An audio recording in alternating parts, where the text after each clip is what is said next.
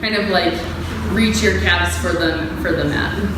It's fine. You can stay in Baddha Konasana. Yeah. Just like so much of that. Yeah. Maybe for you it'd be better to do the pose like on the long side of your mat. Yeah. But okay, so from Baddha Konasana you can come into Baddha Konasana. And from here you can take the outer edges of your feet, which you have, the pinky toe side, and begin to lengthen your spine up. So feel your arms straighten as you lengthen your spine up towards the ceiling.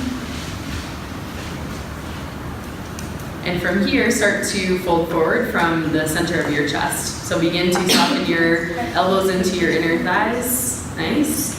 And begin to fold forward while keeping your spine straight-ish and your shoulder blades moving together. It's a good adjustment for this pose is to squeeze the shoulder blades together and press your elbows into the inner thighs.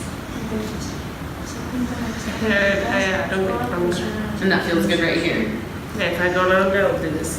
But you're feeling it in the inner thighs? You're feeling inner thigh stretching here? Not really.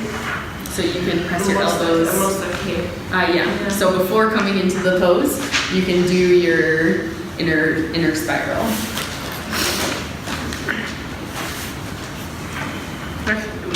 My feet like this. Yeah.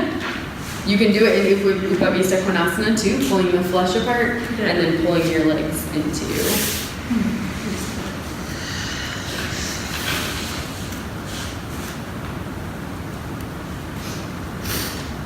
Pulling pinky toe sides of the feet and then straighten your spine all the way. So straighten your arms, straighten your spine.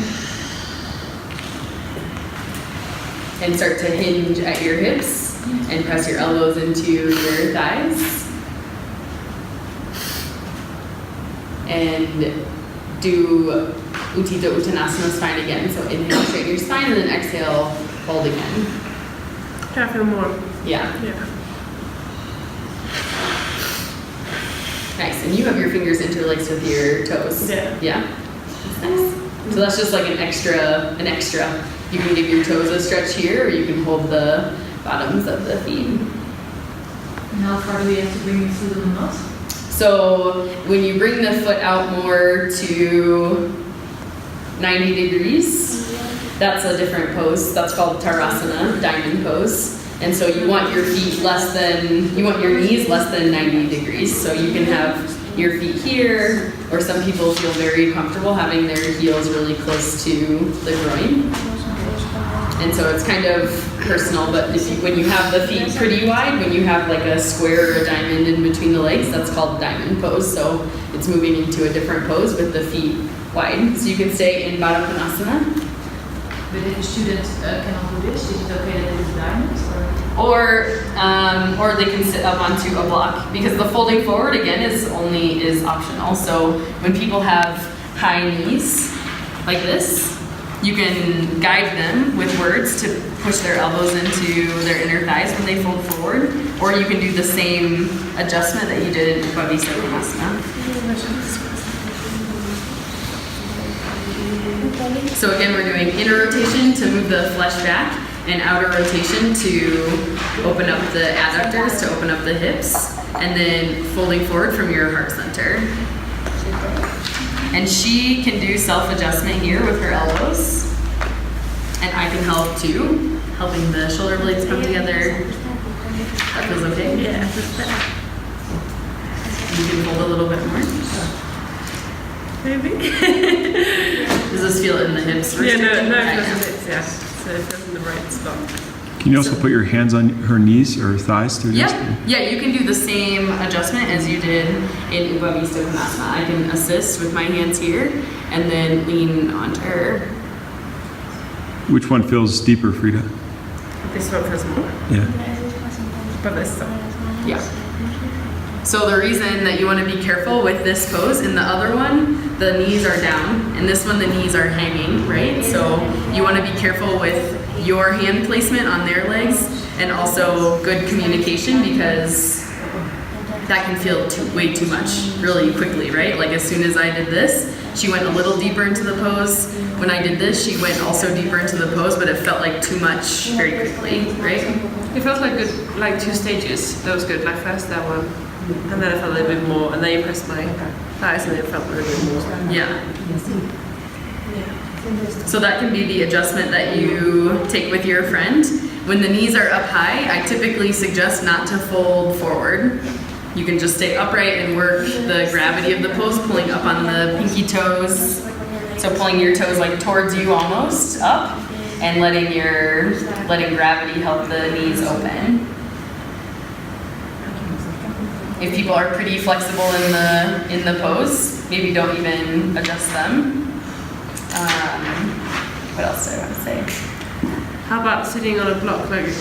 And a block as well. So especially if they have a big low back curve in this pose, you can sit them up onto a block and not have them fold forward at all. So you can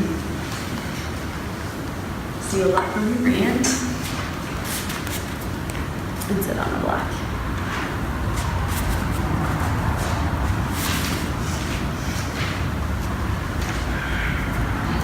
And so to me, that looks a lot better. Like for her sitting up on a block, the hips are more in line with the knees, and the spine looks better, the hips look more open, everything.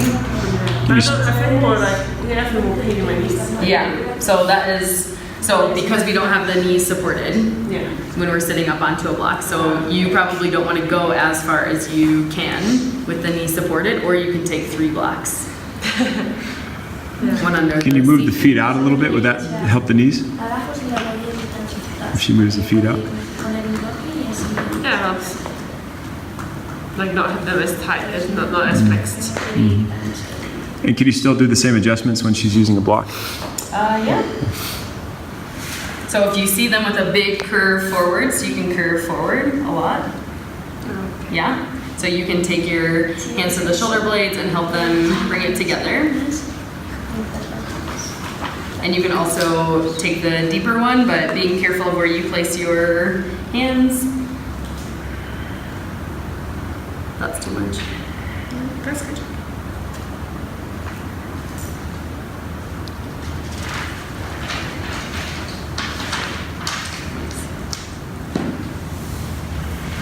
So you can do this pose too with a friend, with a new friend. And you can give the adjustments, but also give the verbal adjustments going into the pose. The person receiving the pose, like the person not teaching, come into Dandasana and let the other person guide you into the pose, just so you guys can work on your words, work on finding language to get people into the poses that you want them in.